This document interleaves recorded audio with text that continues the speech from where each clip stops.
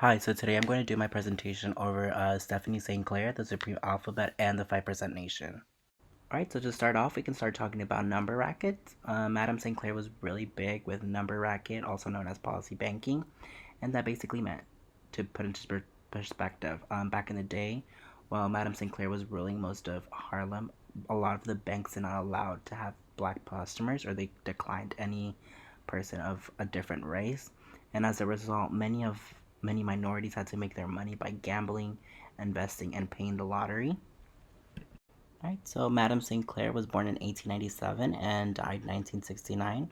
A couple things to know about her. Basically, she was known as Queenie from people in Harlem, people in Lower State Manhattan, and she was helped in like I stated earlier, she helped in developing the first numbers bank, and she was one of the first criminals to actually make a fortune in Black New York, because a lot of the times, many of the criminals at the time, they just kept getting caught, or they would just like get arrested or murdered at times, and Madame St. Clair was able to find a way for her to remain like undetectable, but also be able to make her money. So in the 1930s, a large number of the white New York mobsters saw that they were losing money from their side of town and realized that while Madame St. Clair's like Harlem side was benefiting and making a lot of money, they decided that it was time for them to like jump to that side. And as a result, this huge like bloody bath began between St. Clair and her allies over the territory against the white mobsters. And during this war, Madame St. Clair would actually attempt to reach police officers and let them know, like, hey, this is happening, this is this. And the officers, instead of helping her because she was a black woman, they would instead arrest her. And eventually, she just got tired of doing that and decided to sign a truce with the white mobsters. And all her profit and her power was given to the Italian mafia and Schultz. But the bright side I would say for her was that in 1935, Schultz was actually assassinated, and even though St. Clair had nothing to do with the assassination, she left a telegram on his bed that said, "As ye sow, so shall ye reap." So she was basically like an OG dude. So now we're gonna start talking about the 5% Nation and eventually move into the Supreme Alphabet. So the 5% Nation, also known as the Nation of Gods and Earths, was founded in 1964 by a student minister named Clarence 13X. He was actually a student of Malcolm X, but decided to part ways with him because he felt like his ideas over nature and who God is did not align with the Nation of Islam.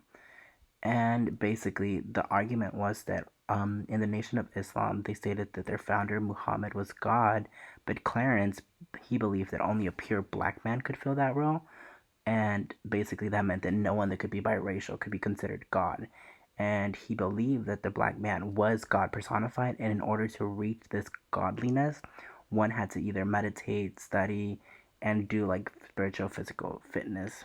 And one thing to know is that the 5%ers get their name from the idea that only 5% of humanity knows the truth about existence, and our poor righteous teachers are trying to tell the rest of the world the truth. And basically, yeah, and he ended up like towards the end of him leaving the Islam church, he changed his name to Allah the Father, and he decided to take the Harlem streets in order to start spreading his own word. So the Supreme Alphabet eventually comes at this point because while teaching the students that he had gotten, he began establishing a philosophical system called the Supreme Mathematics and Supreme Alphabet. And they were basically, it allowed them to interpret ordinary numbers and words into spiritual messages that would guide them through life.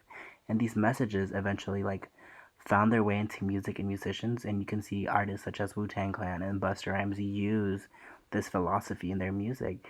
And I believe the best way to describe this would be that in this quote that I found, this said, "There is no mystery to God.